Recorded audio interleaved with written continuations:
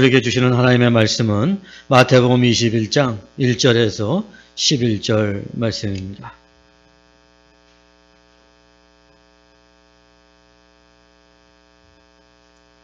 신약성경책 35쪽에 앞에 스크린에도 말씀이 비춰집니다. 제가 대신해서 봉독해 드리겠습니다. 그들이 예루살렘에 가까이 가서 감람산 벳박에 이르렀을 때에 예수께서 두 제자를 보내시며 이르시되 너희는 맞은편 마을로 가라. 그리하면 곧 매인 나귀와 나귀의 새끼가 함께 있는 것을 보리니 풀어 내게로 끌고 오라. 만일 누가 무슨 말을 하거든 주가 쓰시겠다 하라. 그리하면 즉시 보되리라 하시니 이는 선지자를 통하여 하신 말씀을 이루려 하심이라 일렀으되 시온 딸에게 이르기를 내 왕이 내게 임하나니 그는 겸손하여 나귀 곧 멍에 매는 짐승의 새끼를 탔도다 하라 하였느니라. 제자들이 가서 예수께서 명하신 대로 하여 나귀와 나귀 새끼를 끌고 와서 자기들의 겉옷을 그 위에 얹음에 예수께서 그 위에 타시니 무리의 대다수는 그들의 겉옷을 길에 펴고 다른 이들은 나뭇가지를 베어 길에 펴고 앞에서 가고 뒤에서 따르는 무리가 소리 높여 이르되 호산나 다윗의 자손이요 찬송하리로다. 주의 이름으로 오시는 이요 가장 높은 곳에서 호산나 하더라. 예수께서 예루살렘에 들어가시니 온 성이 소동하여 이르되 이는 누구냐 하거늘 무리가 이르되 갈릴리 나사렛에서 나온 선지자 예수라 하니라. 아멘. 오늘 우리가 읽은 본문 가운데서는 예수님께서 예루살렘에 올라가시는 장면이 나오고 있습니다. 이번에 오르시면은 세 번째 예루살렘에 오르시는 것이었고 이제 생애 마지막으로 예루살렘에 올라가시는 길이었습니다. 올라가시는 길에 그 감람산이 있는데 감람산에 벳박이라는 지역이 있었습니다. 바로 그 지역에 이르렀을 때 예수님은 두 명의 제자를 보내십니다. 마을에 가면 나귀가 아직 사람이 한 번도 타보지 않은 나귀 새끼가 있는데 끌고 오너라 말씀하셨습니다. 왜 끌고 가느냐? 누가 뭐라고 하면은 주가 쓰시겠다. 제자들은 예수님의 말씀을 듣고 건너 마을에 가니 정말 어느 집 앞에 나귀와 한 마리와 나귀 새끼 한 마리가 매어 있는 것이었습니다. 그래서 그것을 풀어 데리고 가려고 했더니 그것을 바라보는 주인이 아니면 남의 나귀는 왜 끌고 가는 겁니까? 라고 물었습니다. 그 제자들은 주께서 쓰시겠다 말씀하셨습니다. 나귀의 주인은 그 나귀 새끼를 그 제자들에게 아무 말 없이 드렸습니다. 그 주인은 그 나귀를 허락했고 그 나귀를 끌고 와서 제자들은 자기들의 겉옷을 나귀 위에 얹고 예수님은 그 나귀 위에 타고 예루살렘에 입성하여서 호산나 호산나 주의 이름으로 오시는 이요 많은 사람의 영광과 찬송을 받으며 예루살렘에 들어가셨습니다. 오늘 이 나귀의 주인 어린 나귀 새끼를 주가 쓰시겠다 하셨을 때 온전히 드림으로 말미암아 예수님 인류를 구원하시기 위해서 예루살렘에 올라가시는 그 영광스러운 구원의 자리에 오늘 아름답게 쓰임받게 된 줄로 믿습니다. 사랑하는 여러분, 오늘도 저와 여러분들 정말 예수님을 믿고 구원받아서 하나님의 자녀가 돼 구원받은 이후에 우리의 믿음 생활을 돌아보면서 우리의 믿음 생활은 정말 구원받은 이후에 하나님 앞에 온전히 쓰임받고 있는지 내가 하나님의 유용한 도구로 살아가고 있는지 오늘 말씀을 통해서 한번 점검해보는 귀한 시간이 되시기를 간절히 바라겠습니다. 사실 나귀의 주인이 주인의 쓰심에 합당한 쓰임을 받았지만은 그보다 더 예수 그리스도께서는 오늘 하나님의 쓰심에 온전하게 쓰임을 받고 있다는 장면을 오늘 우리는 본문을 통해서 만나게 됩니다. 사랑하는 여러분, 예수님은 도대체 하나님의 온전한 쓰임을 어떻게 받을 수가 있었을까요? 오늘 예수님의 모습을 통해 하나님께 쓰임을 받으려면 어떻게 해야 하는가를 우리가 깨닫는 시간이 되기를 간절히 바라겠습니다. 오늘 4절 5절 말씀해 보니까 이는 선지자로 하신 말씀을 이루려 하심이라 일렀으되 시온딸에게 이르기를 내 왕이 내게 임하나니 그는 겸손하여 낙이 곧 멍에 매는 짐승의 새끼를 탔도다 하라 하였느니라. 아멘. 왜 예수님께서 그 예루살렘을 거기까지 걸어오셨다면 감람산에서 예루살렘까지 얼마 안 되는데 그냥 걸어가실 수도 있었습니다. 또 다른 방법으로 올라가실 수도 있었을 것입니다. 그런데 왜 굳이 나귀도 아니고 나귀 새끼를 타고 올라가셨습니까? 왜 나귀 새끼를 끌고 오라고 하셨을까요? 그것은 바로 선지자가 오래전에 예언하신 말씀을 이루려 하심이었다는 것입니다. 스가랴 9장 9절에도 예수님이 나귀 새끼를 타고 예루살렘에 입성한 것을 예언되어 있다는 사실인 것입니다. 여러분, 이 예언은 무엇입니까? 하나님의 말씀이었죠. 하나님의 말씀 가운데 뭐예요? 바로 그대로 다 이루어지는 하나님의 계획이었다는 것입니다. 바로 하나님의 계획 속에는 예수님께서 나귀 새끼를 타고 예루살렘에 입성해서 그래서 십자가를 지고 인류의 죄를 대속하고 죽으시는 그리스도가 되신다는 이 계획이 있었다는 사실인 것입니다. 그러니까 하나님의 계획 속에는 뭐예요? 이 나귀 새끼까지도 다 포함이 됐다는 거예요. 자, 그럼 예수님께서 나귀 새끼를 왜 타셨을까요? 그러나 나귀 새끼는 평화와 겸손을 의미합니다. 예수님은 평화의 왕으로 겸손한 종으로 예루살렘에 입성하고 계시는 것입니다. 나귀 새끼를 타고 입성할 것이 성경에 이미 예고되어 있고 그것은 하나님의 계획 속에 있다는 말씀인 것입니다. 사랑하는 여러분, 나귀 새끼조차 하나가 하나님의 계획 속에 있다면 오늘도 저와 여러분들도 하나님의 아름다운 계획 안에 있다는 사실을 믿는 여러분들 되시기를 간절히 바라겠습니다. 예수님께서 나귀 새끼를 탄 것은 바로 하나님의 계획 안에서 하나님의 뜻을 이루기 위해서 나귀 새끼를 탔다는 거예요. 사랑하는 여러분, 우리가 하나님의 온전한 쓰임을 받기 원한다면 하나님의 계획을 알아야만 되는 것입니다. 사형리 맨 앞에 보면은 하나님은 당신을 향해서 놀라운 계획을 가지고 계십니다. 이런 말이 나옵니다. 그렇습니다, 여러분. 우리가 하나님의 놀라운 계획을 알아야지만이 오늘도 우리들이 구원받을 이후에 하나님 앞에 온전하게 쓰임을 받을 수 있는 것입니다. 베드로전서 2장 9절에 보니까 오직 너희는 택하신 족속이요 왕같은 제사장들이요 거룩한 나라요 그의 소유된 백성이니 이는 너희를 어두운 데서 불러내어 그의 기이한 빛에 들어가게 하신 자의 아름다운 덕을 선전하게 하려 하심이라. 아멘. 하나님께서 우리를 택하시고 우리를 구원하시는 데는 다 목적과 계획이 있다는 사실인 것입니다. 길가에 피어있는 푸른 포기도 그냥 의미 없이 존재하는 것이 없습니다. 거기에는 반드시 하나님의 계획과 섭리와 목적이 있다는 사실인 것입니다. 사랑하는 여러분, 오늘도 하나님은 나를 향한 하나님의 목적을 우리가 깨달아 안다면, 그 계획을 깨달아 안다면 우리의 삶은 분명하게 하나님 앞에 온전히 쓰임받을 수 있는 것입니다. 우리가 하나님께 온전히 쓰임받지 못하는 이유는 뭐예요? 하나님의 계획을 모르기 때문인 것입니다. 오늘도 여러분, 이 땅에 살아가는 수많은 사람들이 자기의 인생을 목적을 모르는 채 살아가는 경우가 많이 있는 것을 보게 됩니다.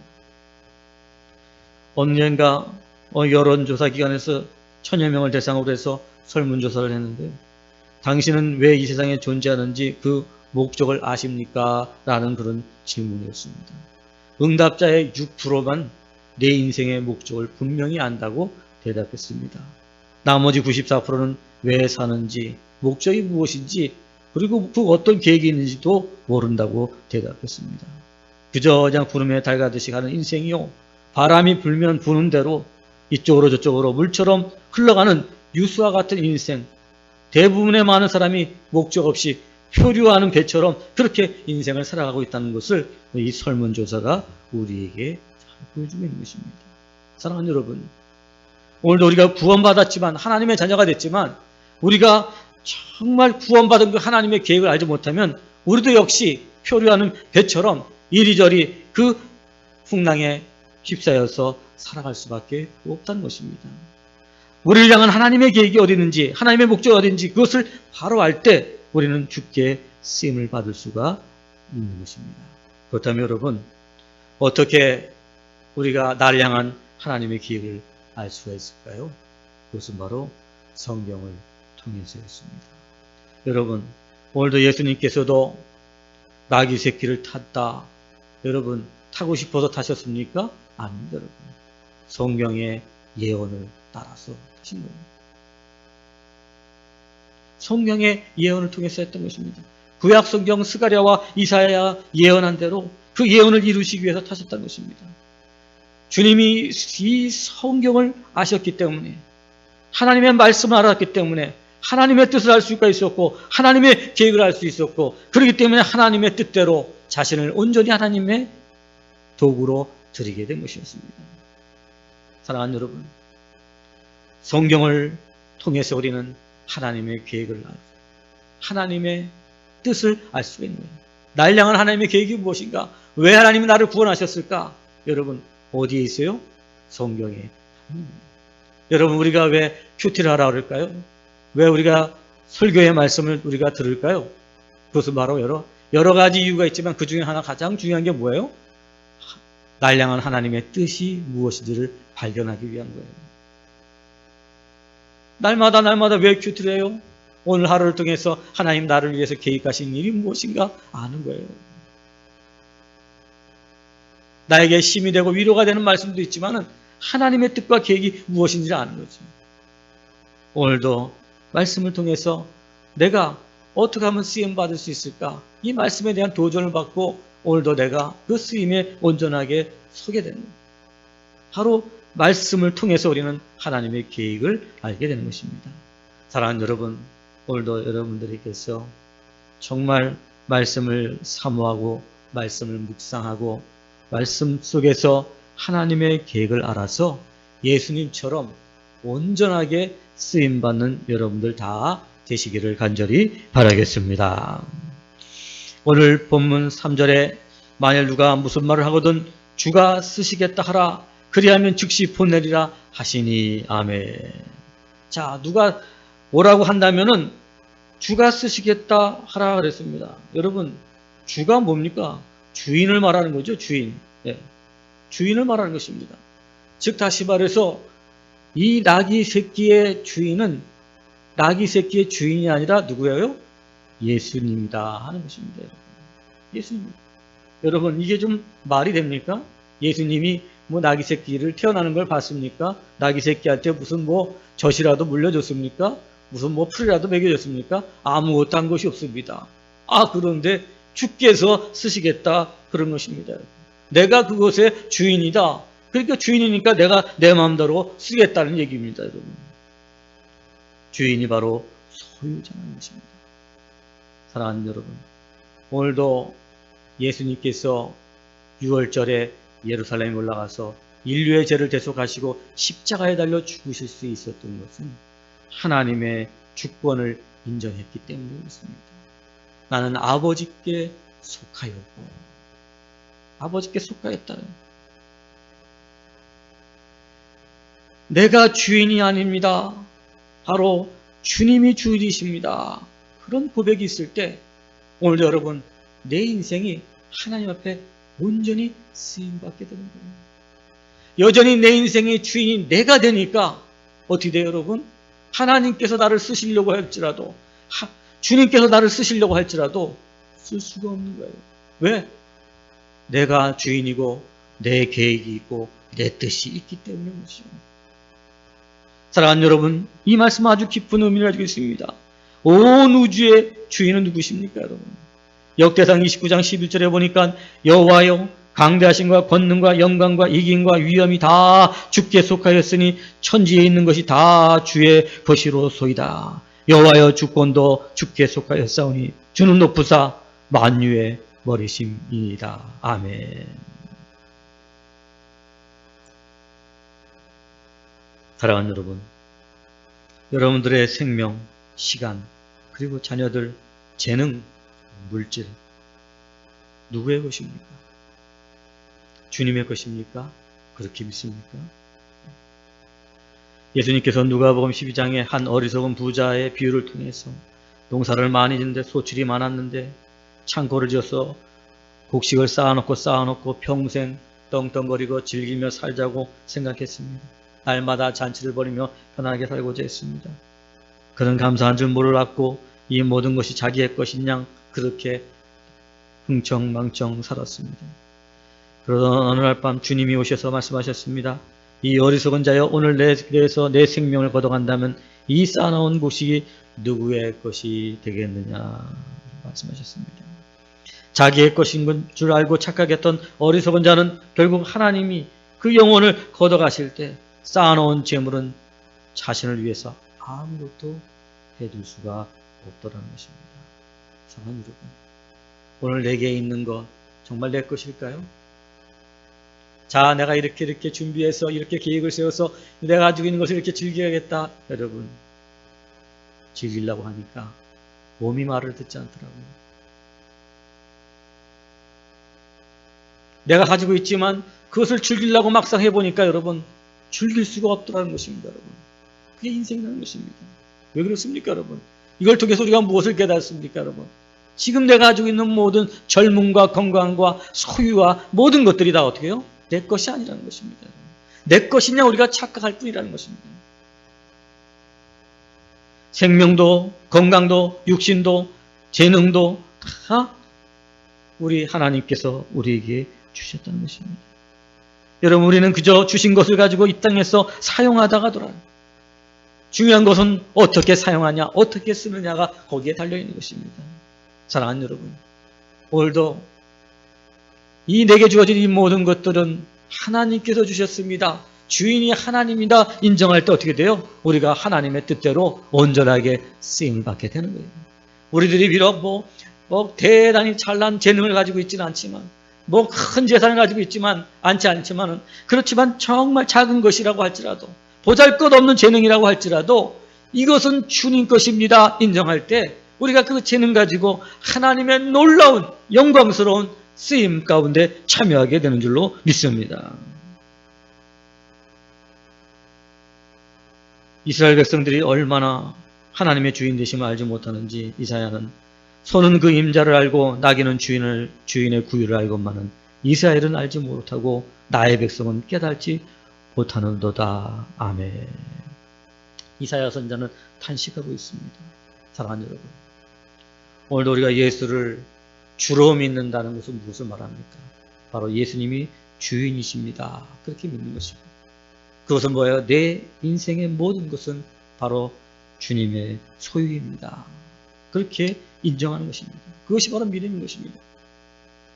우리가 여러분 헌금 생활을 11조 생활을 하고 감사 생활을 하고 우리가 헌금을 드리지만 여러분, 그것은 다 믿음으로 드리는 거예요. 율법에 있다 없다, 성경에 있다 없다, 그런 게 문제가 아니죠. 그죠? 우리가 헌금을 왜 하죠, 여러분들? 내 모든 것은 하나님이 나에게 주신 것이다는 거예요. 내게 건강 주시고 직장 주시고 그래서 수입을 주셨다는 것이죠. 그런 믿음의 그런 주인됨을 인정할 때 우리가 어떻게 돼요? 헌금 생활을 할 수가 있는 거예요. 성경이 말하니까 하고 안 하면은 찝찝하니까 하고 그런 게 아니라 여러분 뭐예요? 주님이 나에게 주신 것이다. 이게.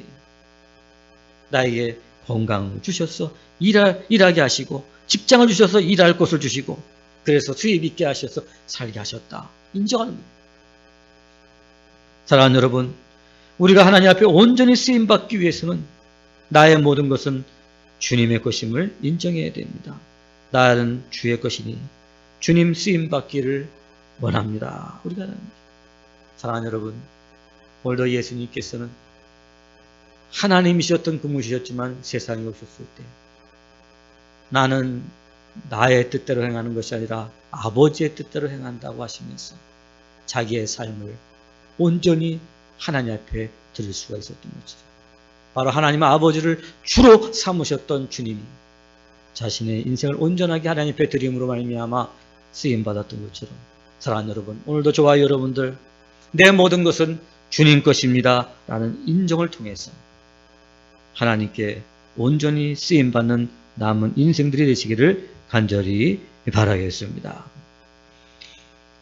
유명한 무리 목사님이 자신이 살던 동네에 한 젊은이가 있었습니다. 그 젊은이에게 전도를 하면서 여보게, 자네도 예수 믿고 나와 함께 교회에 나가세라고 말했습니다. 근데 이 젊은이가 뭘 좀 안다고 말하면서 이렇게 말대답을 했습니다. 성경에 보니까 예수님 우편에 있는 강도는 죽기 직전에 예수님을 구주로 고백해서 1분 전에 구원을 받았는데 나도 그럴 겁니다. 나도 자유롭게 평생 재밌게 살다가 마지막 죽기 전에 1분 전에 예수 믿고 구원받을 겁니다 하고 그렇게 말했습니다. 그렇게 말하고 나서 오랜 세월이 지나갔습니다. 그러던 어느 날 무리 목사님이 얘기를 들어보니까 이 젊은이가 병원에 입원했다는 것입니다. 그래서 그 젊은이에게 꽃안을 보냈습니다. 위로의 꽃다발을 보낸 것이죠. 싱싱하고 아름다운 꽃을 보낸 게 아니라 다 시들어서 이파리가 떨어질 듯한 그런 아주 시들시들한 그런 꽃을 보냈다는 것입니다. 젊은이가 그 시들시들한 꽃을 받아보니까 참 기분이 안 좋았습니다. 아니, 목사님, 좀 보내려면 좀 싱싱하고 살아있는 것을 보내야지. 내가 좀 위로받고 치료받을 텐데 왜 이렇게 시들시들한 걸 보냈습니까? 그렇게 말했습니다. 쓰레기통에 들어갈 딱 좋은 그러한 꽃들인데 말이죠. 못 따졌습니다. 그랬더니 무디 목사님은 그 젊은이에게 말하기를, 여보게, 어떤가? 자네도 이 시들어가는 꽃을 보면 기분이 안 좋지? 그래, 싱싱하고 아름다운 꽃이 좋을 거야. 하나님께서 자네를 보는 것도 마찬가지네. 자네는 젊고 싱싱할 때 자신을 주님께 드리지 않고 늙고 쭈글쭈글할 때 하나님께 드리려고 생각하는가? 주님이 자네의 생각을 아시고 얼마나 안타까워하시겠는가? 그때서야 이 젊은이는 무디 목사님의 말을 듣고 깨닫게 되었고 늦었지만 예수님을 영접하게 되었다. 그렇게 고백한 것을 들을 수 있습니다. 여러분, 우리가 언제 주님 앞에 드릴까요? 바로 지금 이 시간에 드린 것입니다. 자꾸 뒤로 미루거나 우물쭈물하면은 주님 앞에 쓰임받을 수가 없는 것입니다. 말씀을 듣고 즉각 그 자리에서 할 것입니다. 그래서 주님 앞에 온전히 쓰임받는 데는 타이밍이 중요한 것입니다. 우리가 말씀대로 사는 데는 타이밍이 중요합니다.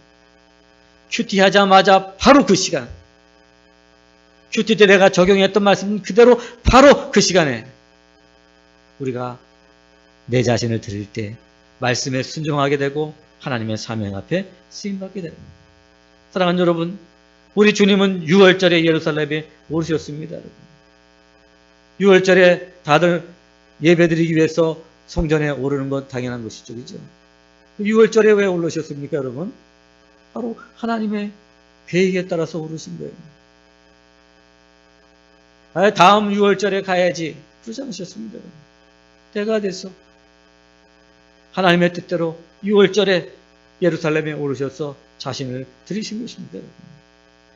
우물쭈물하고 다음으로 연기했다가는 주님 하나님 아버지께 온전히 쓰임받을 수 없었습니다. 그리고 주님이 올라가셨던 그때가 나이가 몇 살이었습니까, 여러분? 33세 젊은 나이였습니다. 좀 내가 이렇게 젊은데 좀 더 내가 공생의 사역을 한 3년 정도 더 한 다음에, 한 6년 정도 더 한 다음에, 한 10년 정도 더 한 다음에, 내가 정말 그래도 최소한 60은 돼야 되지 않겠어? 60 돼서 뭔가 내가 정말 모든 것들이 다 정말 갖춰지고 성숙해지고 그럴 때 내가 십자가에 져서 인류를 구원해야지.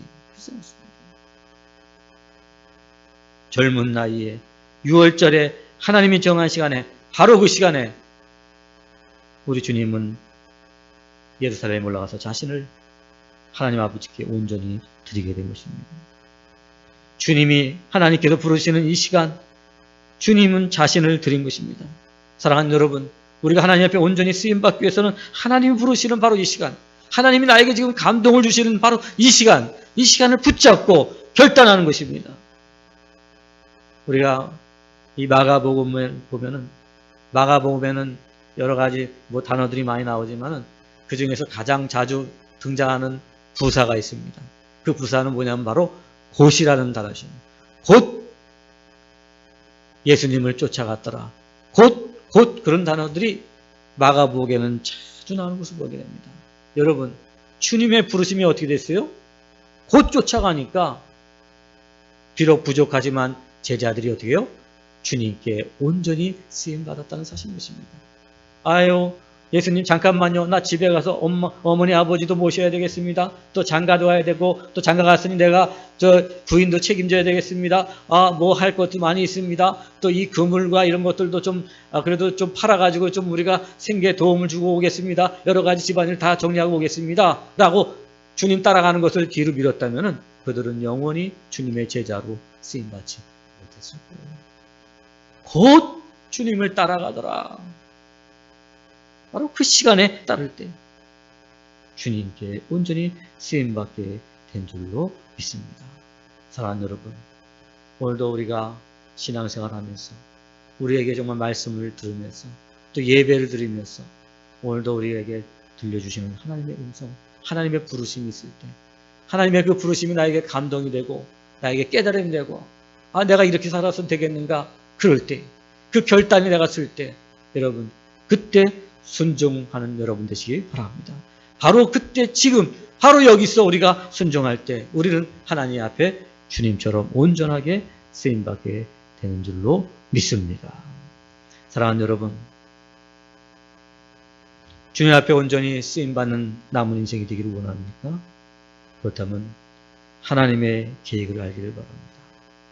하나님의 계획을 어떻게 알 수 있습니까? 바로 하나님의 말씀을 묵상을 통해서 우리가 알게 되는 것입니다. 하나님 앞에 여러분 쓰임받기 원합니까?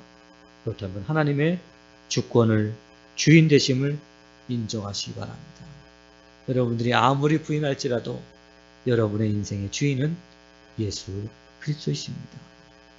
여러분들이 하나님의 온전한 쓰임받기 원합니까? 그렇다면 여러분 지금 이 자리에서 주님께 여러분 자신을 온전히 드리시기 바랍니다. 그럴 때 여러분들도 예수님처럼 하나님께 온전히 쓰임받고 오늘도 구원의 귀한 도구가 될 줄로 믿습니다. 사랑하는 여러분, 오늘도 주님께 온전히 쓰임받는 여러분 모두가 되시기를 주의 이름으로 간절히 축원합니다. 기도하시겠습니다.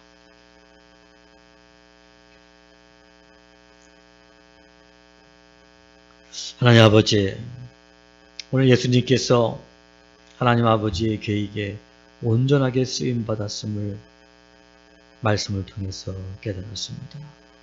오늘도 우리도 주님을 본받아서 하나님 앞에 구원받은 이후에 우리의 인생이 하나님 온전히 쓰임받기를 원합니다. 하나님의 계획을 알기를 원합니다. 하나님의 주권을 인정하기를 원합니다. 바로 이 시간 여기서 하나님 앞에 온전히 내 자신을 드리는 결단을 우리에게 허락하여 주시옵소서. 예수님 이름으로 축복하면서 기도 올리옵나이다. 아멘.